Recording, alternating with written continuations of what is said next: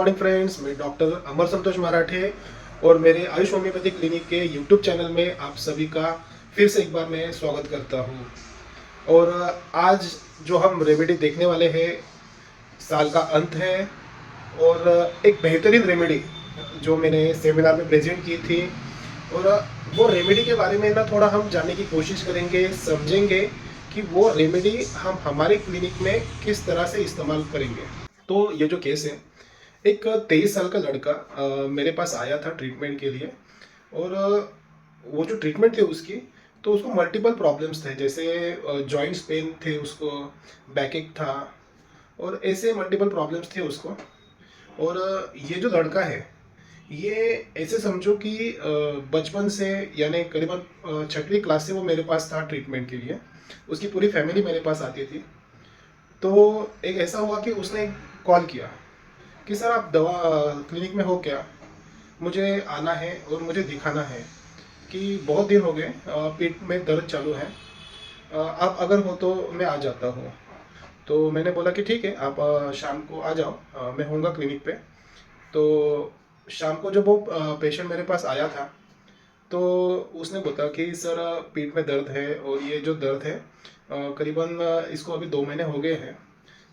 मैंने ट्रीटमेंट लिया है, दर्द की गोली मैंने खाई थी, उससे थोड़ा फर्क गिरता था, मगर अभी ये जो दर्द है ना, ये थोड़ा ज़्यादा ही बढ़ रहा है। तो फिर मैंने उसको पूछा कि अगर ये इतना दर्द है तो तू इसके पहले क्यों नहीं आया। तो उसने बोला कि सर बहुत सारी चीज़ें ऐसी हुई थी जिसकी वजह से मैं थोड़ा डिप्रेस फील कर रहा हूँ, मुझे कुछ चीज़ें अच्छी नहीं लग रही है। जैसे मैंने बोला कि ऐसा क्या हुआ। तो उसने बोला कि सर रिजल्ट आया था, ये लड़का इंजीनियरिंग के फर्स्ट ईयर में है और रिजल्ट आने के बाद में ये ऑल सब्जेक्ट फेल है। तो मैंने उसको पूछा कि तेरा एक भी सब्जेक्ट क्लियर नहीं हुआ। तो उसने बोला कि ना सर, सभी सब्जेक्ट में फेलियर है। तो फिर मैंने उसको पूछा कि और ऐसा कुछ हुआ है लाइफ में जिसकी वजह से आप काफ़ी टेंस है। तो उसने पूछा कि सर ऐसा तो कुछ चीज़ें हैं नहीं कि जिसकी वजह से मैं टेंस हूँ, मगर मेरा एक क्लास भी है म्यूज़िक का। तो मैं तबला सिखाता हूँ बच्चों को।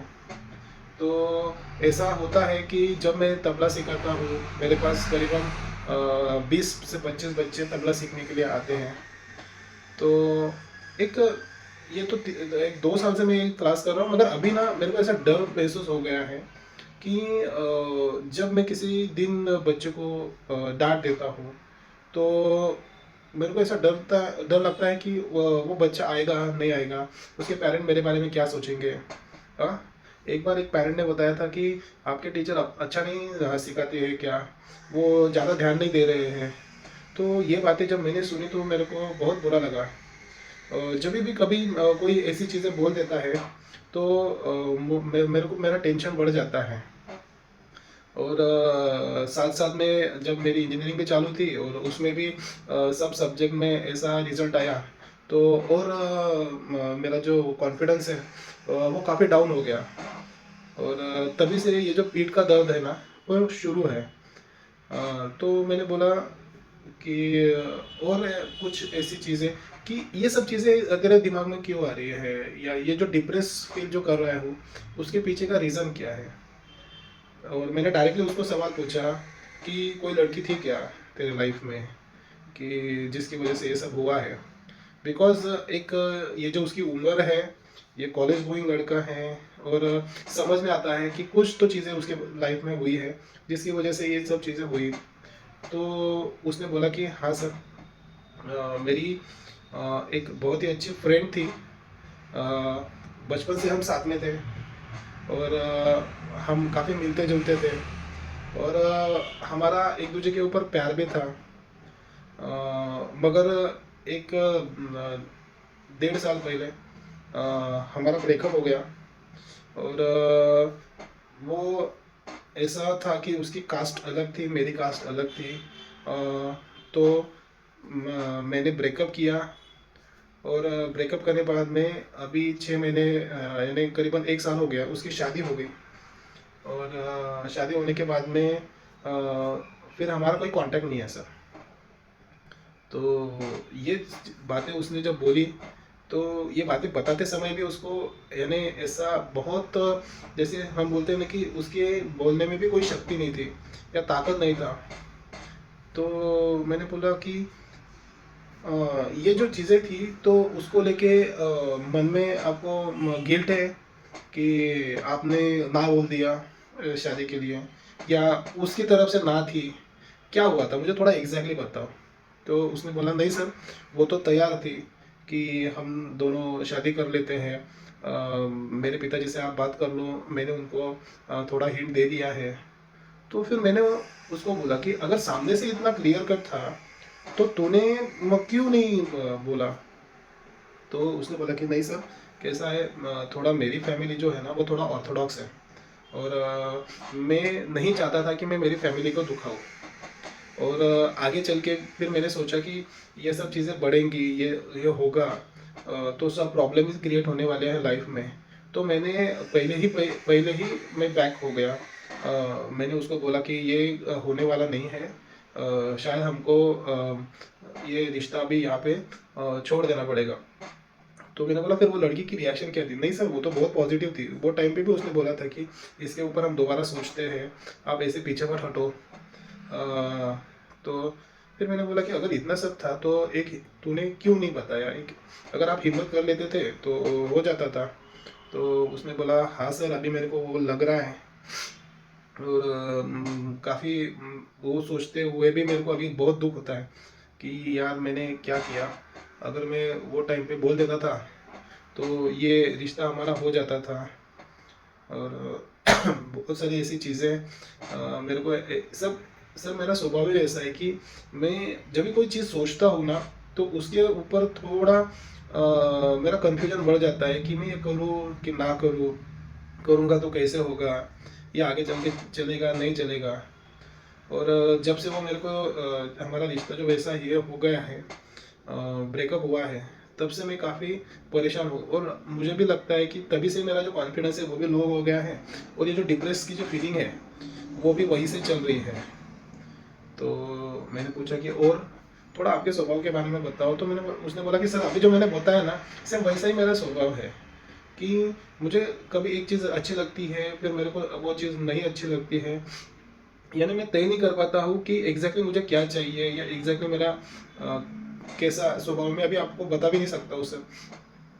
तो मैंने बोला कि वो लड़की की अभी भी याद आती है क्या। तो मैंने बोला हाँ सर, अभी भी याद आती है, मैं रात को रोता भी हूँ।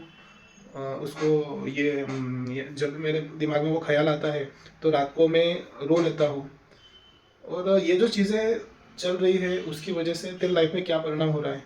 तो उसने बोला ना कि मैं सर कॉन्सेंट्रेट नहीं कर पा रहा हूँ किसी चीज़ के ऊपर। मैं जब स्टडी में बैठता हूँ तो मेरे से स्टडी नहीं हो रही है, और अभी ये रिज़ल्ट ऐसा आया है। तो घर वाले तो इतने सपोर्टिव है सर कि मैं बता नहीं सकता हूँ। उन्होंने बोला कि कुछ बात नहीं है, तो अलग ट्राई कर, हो जाएगा तेरे से। तो मैंने बोला कि सभी तेरे फेवर में है, वो लड़की भी तेरे फेवर में थी, घर वाले भी तेरे फेवर में है, फिर भी तू इतना उदास क्यों है। तो बोला सर, जब भी कभी ऐसा होता है ना सर, तो मुझे ही पता नहीं चलता है कि एग्जैक्टली मैं इतना सैड क्यों फील कर रहा हूँ। और ये तो पहले से ही मेरे इसमें है कि कोई कुछ चीज़ें कहीं पे भी बोल देता है ना मेरे बारे में या किसी और के बारे में, तो मेरे को ना बहुत ऐसा लग जाता है।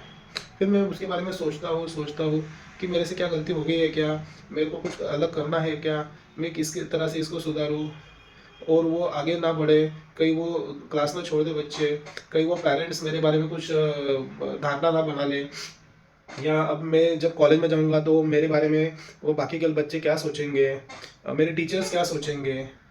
तो बोला इतना इतना क्यों सोच रहा है तू। तो बोला सर, मेरा अभी ना दिमाग ऐसा ही चल रहा है, मुझे नहीं लगता है कि मैं यानी इससे कैसे बाहर निकलूँ। तो ये केस थी, और मैंने उसको एक अच्छी सी एक रेमेडी दी मैंने, और उससे नेक्स्ट ईयर का फॉलोअप जो था वो ऑल क्लियर हो गया था। ये मैंने सेमिनार में प्रेजेंट की थी। उसका कॉन्फिडेंस वापस से आ गया था वो बच्चे का, और पीठ दर्द तो मानो ऐसा समझो कि विद इन 15 डेज उसका पीठ दर्द चला गया था। उसको पीठ दर्द क्यों हुआ था ना, उसका भी एक साइकोडायनेमिक्स है कि जब हम बोलते हैं ना कि पीठ में दर्द है, तो उसको इमोशनल ट्रॉमा, उसको एक सपोर्ट, चलो कोई नहीं मैं हूँ, ये इसलिए वो चाहिए होता है ऐसे लोगों में जिनका कॉन्फिडेंस ख़त्म हो जाता है। तो ये चीज़ें उसमें थी। एक अगेन सेम एक ऐसी ही एक केस थी मेरे इसमें, वो भी मैं आपको बता देता हूँ कि एक लड़की थी। उसका भी ऐसा ही था कि वो मुंबई में जॉब करती थी, और जॉब करते समय ना उसने एक बार एक वहाँ से, ये हमारे रिलेशंस में भी थे, तो उन्होंने फ़ोन किया कि सर ऐसा ऐसा है, उसको आपसे बात करनी है। मैंने बोला ठीक है, कोई दिक्कत नहीं। उसका जब फ़ोन मुझे आया तो वो उसने बताया कि सर मेरा हेयर फॉल हो रहा है, और पहले काफ़ी घने बाल थे, अभी बहुत पतले हो गए हैं, और ये सब चीज़ें चालू है, और मेरा किसी बात में मन नहीं लग रहा है। ऐसा लगता है कि मुंबई छोड़ के वापस से नेटिव प्लेस में आ जाऊँ। हालांकि उसको बहुत ही अच्छी सैलरी का जॉब था, और मैंने बोला ये सब चीज़ें क्यों हो रही है। तो उसने भी वही, जैसे पहले केस में थे वैसा ही उसने रिपीटेशन करना शुरू कर दिया कि ऑफिस में एक लड़का था जिसको मैं बहुत अच्छे से चाहती थी। तो वो लड़के का भी मेरी तरफ थोड़ा झुकाव हो गया था, और बाद में हम मिलने लगे, और बाद में ऐसा हुआ कि किसी कारणवश वो जो लड़का था, तो उसने बोला कि मैं तेरे को वो नज़र से नहीं देखता हूँ, you are my close friend. और तब से सर मेरे को ना एक एक जैसे डिप्रेस में फील करने लगे हो कि कैस क्यों उसने मेरे को छोड़ा, ऐसी क्या कमी थी मेरे बारे में। जैसे ये जो लड़की थी वो थोड़ी सांवली थी, सांवली और थोड़ा ब्लैक, ऐसा हम समझ सकते हैं। तो उसको वो भी फील होता था कि बचपन से मैं ऐसे हूँ तो कोई मेरे से प्यार नहीं करता है, और सब लोग तो बहुत अच्छे फेयर होते हैं, उनके तरफ ही लोग ध्यान देते हैं, मेरे तरफ तो कोई ध्यान नहीं देता है। और मैं बचपन से अपने आप को एक अकेला महसूस करने लगी हूँ, और जब ये चीज़ें थी तो मैं वो लड़के की तरफ वो हिसाब से ही अट्रैक्ट हो गई। मगर अभी हमारा ये जो रिलेशन है, जब से वो ब्रेकअप हुआ है तब से और मैं डिप्रेशन में चली गई हूँ। तो मैंने बोला कि ब्रेकअप तो कैसा था कि वो जो लड़का था वो आपको कितना, यानी आपका कितना उसमें इन्वॉल्वमेंट था। तो उसने बोला कि नहीं सर, उसका जो इन्वॉल्वमेंट था वो पहले से मेरे को भी महसूस हो रहा था कि वो इतना इन्वॉल्व नहीं है, मगर मेरे से कंट्रोल नहीं हो रहे थे मेरे इमोशंस। मैं काफ़ी उसके नज़दीक आ गई थी, और उसका ही परिणाम है कि उसकी वजह से आज मेरे को ये दिक्कत हो रही है, और मैं उसको भूल नहीं पा रही हूँ। इसलिए मैं ऐसा सोचती हूँ कि चलो मुंबई छोड़ के वापस से नेटिव प्लेस में आ जाऊँ तो मैं उसको भूल पाऊँगी, या ऐसी चीज़ है। और एक ऐसे ही मेरे एक फ्रेंड थे जो डॉक्टर हैं, उनके पास भी एक ऐसी ही केस थी, और उन्होंने भी मेरे से डिस्कस किया था इसके बारे में।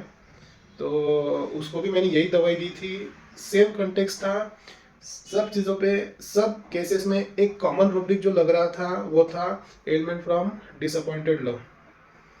तो मैंने जो मेरे रूब्रिक्स लिए थे ये केस के, वो रूब्रिक मैं आपको बताता हूँ। पहले मैं उसकी रेमेडी आपको बता देता हूँ। हमारी नाइट्रम की सीरीज चालू है, पिछले का वीडियो हमने नाइट्रम मूल के बारे में देखा था। ये जो वीडियो आज हम बना रहे हैं उसकी रेमेडी है नाइट्रम सिलिकेटा, जिसको हम नाइट्रम सिलिकम भी बोलते हैं, सिलिसिकम। ये काफ़ी इंटरेस्टिंग रेमेडी है नाइट्रम ग्रुप की।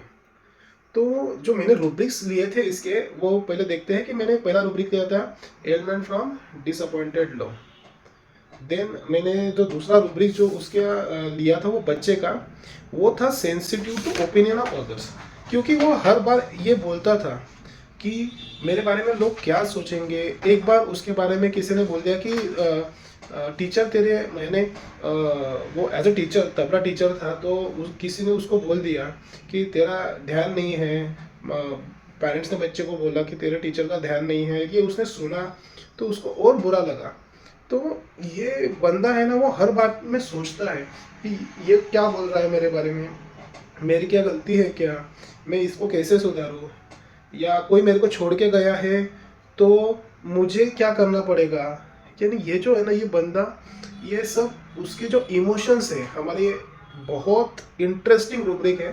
नाट्रम सिलिकेटा में, जो था कि emotions unclear about one's feeling. Emotions unclear about one's feeling, यानी ये जो बंदे होते हैं ना, दे आर, ऐसा समझो कि ना ये जोड़ है, एक नाट्रम मूर का जोड़ है और एक सिलिकेटा का जोड़ है। नाट्रम ये जो ग्रुप है, ये बिकॉज ये बना है सॉल्ट की वजह से, तो ये इजीली घुल जाता है, यानी इमोशनली ये लोग काफ़ी प्रोन हो जाते हैं और इजीली प्यार में गिर जाते हैं, इनका ब्रेकअप भी इजीली हो जाता है, यानी काफ़ी इमोशनली चार्ज लोग होते हैं नाट्रम ग्रुप के। साथ में सिलिका जो है वो कभी किसी के साथ में घुलता नहीं है, एक अकेला महसूस होने वाला, एक अकेला रहने वाला। सिलिका का आपने अभी रेत अगर हाथ में ली है तो इजीली छूट जाती है, उसको अगर यानी हम जोड़ते हैं, मकान बनाते हैं तो उसमें सीमेंट वगैरह सब मिक्स करना पड़ता है, तो ये जोड़ बनता है सिलिका का। अदरवाइज सिलिका वैसी पर्सनैलिटी है नहीं। दूसरी चीज़, थोड़ा फ्रेजाइल होता है सिलिका, कॉन्फिडेंस की कमी होती है। और सिलिका में ये जो रूब्रिक है, sensitive to opinion of others, लोग मेरे बारे में क्या सोचेंगे, मुझे कैसा रहना है, किस तरह से मैं समाज में मेरी इमेज बना के रखूँ, ये सिलिका, तो ये नाइट्रम एंड सिलिकेटा का जो जोड़ है ना, वो ऐसा बन जाता है और वही पर्सनैलिटी में रिफ्लेक्ट होता है। जैसे काफ़ी इंटरेस्टिंग चीज़ है, अगर आपने ये केस देखी ना, तो मैंने सोचा कि डिसअपॉइंटेड लव में बहुत सारे रेमेडीज हैं। जैसे उसमें नाइट्रम मूर है, डिसअपॉइंटेड लव में इग्नेशिया है, फॉस्फोरिक एसिड है, कॉस्टिकम्स है, यानी काफ़ी बेहतरीन रेमेडीज है डिसअपॉइंटेड लव में। उसमें नाइट्रम सिलिकेटा कैसे बैठता है डिसअपॉइंटेड लव में, तो ये केस ने मेरे को काफ़ी अच्छे से समझाया कि डिसअपॉइंटेड इन लव, सामने वाले ने तेरे को ठुकराया तो ठीक है, तो बाकी के रेमेडी होते हैं। यहाँ पे तो इसने खुद ने बैकआउट किया है। हमारे इसमें एक रूब्रिक है, रेजिग्नेशन, टर्म के पहले ही रिजाइन कर दिया इसने, फिर भी ये दुखी है कि लव सक्सेसफुल नहीं हुआ है। तो ये क्या चीज है, ऐसा कैसा बंदा ऐसा कर सकता है, उसके बारे में ये है ना कि जहाँ पे एक चीज उसके दिमाग में हावी हो जाती है, एक प्रेस्टीज, एक इमेज, एक घर का नाम, घर वाले क्या सोचेंगे, घर वाले क्या कहेंगे, ये सोच के वो बैकआउट किया।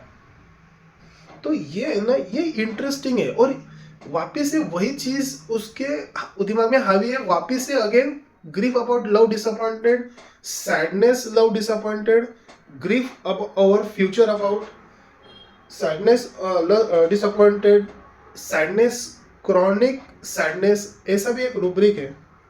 तो ये चीज़ें ना थोड़ा मिक्सचर है ये नाइट्रम का और सिलिकेटा का, जिसमें एक जगह पे वो अपने आप को कंट्रोल करना चाहता है, दूसरी जगह पे उससे वो कंट्रोल नहीं होता है, और ये कश्मकश में ये लड़के फंस जाते हैं।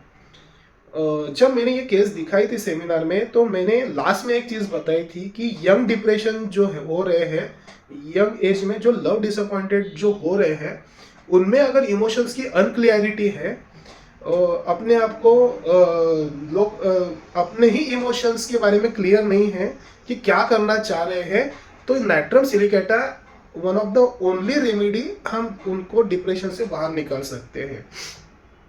और ये है ना, ये मैंने उस दिन बताया था सेमिनार में कि ये है। और जो सेकंड केस थी उसके बारे में ये था कि वो जो लड़की थी, हालांकि उसमें जो लड़का था सामने वाला, उसने उसको ना बोला, यानी वो कभी रिलेशन था ही नहीं, फिर भी इसकी जो चाहत थी कि एक तो एक अपने आप को कम समझने वाली, जैसे कलर में भी सावली या उससे भी ज़्यादा थोड़ा ब्लैकिश कलर था, तो अपने आप को बचपन से वो ऐसी समझती थी कि बिकॉज मेरा कलर ऐसा है तो कोई मेरे से प्यार नहीं करेगा। और जब सामने वाला एक हैंडसम लड़का उसके ऑफिस में था, उसमें उससे वो थोड़ा क्लोज हो गई, क्लोज होने के बाद में थोड़ा रिलेशन बना, तो वो रिलेशंस उसमें वो बह गई। बाद में ऐसा हुआ कि जब उसका ब्रेकअप हुआ, ब्रेकअप इन द सेंस वो लड़के ने बोला कि ऐसा हमारे बीच में था नहीं, इसने भी वो एक्सेप्ट किया इजीली, फिर भी अभी वो उसके दिमाग से नहीं जा रहा है। यानी उसको वही चीज़ें खा रही है कि मैं पहले भी एक अकेली हो गई हूँ, अभी भी मैं एक अकेली हो गई हूँ, जैसे मेरे लाइफ में कुछ है ही नहीं, एक खालीपन सा महसूस होने लगा है उसको। तो हमारे इसमें एक रूब्रिक है कि delusion alone always she is, यानी बचपन से मेरे साथ में कोई नहीं था, अभी भी मेरे साथ में कोई नहीं है। दूसरी चीज़ डिलीजन एम्प्टीनेस ऑफ, जैसे कोई चीज़ चली जाती है जिंदगी में से तो एक खालीपन आ जाता है, वो फीलिंग उसमें कंटिन्यू है कि मेरे साथ में कोई है नहीं, तो वो जो अकेलापन है वो महसूस उसको हो रहा है। तो ये एक रूब्रिक है। और दोनों भी केस में कॉन्फिडेंस की कमी थी दोनों में भी, कि वो उभर नहीं पा रहे थे, अपने आप को खड़ा नहीं कर पा रहे थे। तो ये दोनों भी एक ऐसे केसेस थी जिसमें मैंने रेमेडी दी थी नाइट्रम सिलिकेटा। नाइट्रम सिलिकेटा उसमें दोनों रूब्रिक्स है, नाइट्रम के भी रूब्रिक्स है, सिलिकेटा के भी रूब्रिक है। जैसे फियर ऑफ पिंस है, फियर ऑफ पिंस यानी चुभने वाले जो भी चीज़ें हैं, कोई चुभने जैसा कोई बोल देगा या मेरे बारे में कुछ बता देगा या मेरे ऊपर कोई कमेंट कर देगा, तो ये काफ़ी डरते हैं उससे। तो ये सिलिकेटा का कैरेक्टर है। और envy about the qualities of others, ये नाइट्रम का एक कैरेक्टर है कि जब उससे भी ज़्यादा कोई सामने वाला दिखता है, जैसे अगर हम रेपर्टरी में देखते हैं तो सबसे ज़्यादा जेलस, सबसे ज़्यादा हेट्रेड करने वाली 5 मार्क्स रेमेडी या नाइट्रमोर। हम नाइट्रमोर को कुछ अलग ही सोचते हैं, मगर वो रेपर्टरी के जैसे हम अगर उसके बारे में सोचेंगे तो 5 मार्क्स उसमें है, रिवेंजफुल है। तो नाइट्रम में इतना ज़्यादा इमोशंस भरता है, यानी कि वो सामने वाले के प्यार में इस तरह से पागल हो जाती है। जैसे उसमें बहुत सारे ऐसे रूब्रिक है कि delusion love with the wrong person, यानी वो रॉन्ग इन द सेंस वो उसके लायक भी नहीं है, फिर भी उससे वो प्यार कर बैठती है बिकॉज ऑफ इमोशनल, उसमें जो ये होते हैं कंट्रोल नहीं होते हैं उसकी वजह से। और विल वीकनेस ऑफ, इन दोनों भी इसमें ना, विल जो हम बोलते हैं ना कि आगे चल के कुछ करने की जो चाहत होती है ना वो कम होती है। तो thank you very much. I hope मैंने एक फेयर आइडिया दी होगी आपको नाइट्रम सिलिकेटा के बारे में। नाइट्रम सिलिकेटा काफ़ी अच्छी रेमेडी है जिसमें दिल और दिमाग ये दोनों का भी कॉम्बिनेशन साइमल्टेनियसली चलता है। दिमाग एक अलग बात कहता है, दिल एक अलग बात कहता है, इन दोनों का जब मिश्रण होता है तो रेमेडी बनती है नाइट्रम सिलिकेटा। इसकी कश्मकश में वो लोग फंस जाते हैं कि दिल की सुने या दिमाग की सुने, समाज की सुने या मेरे दिल की करूं।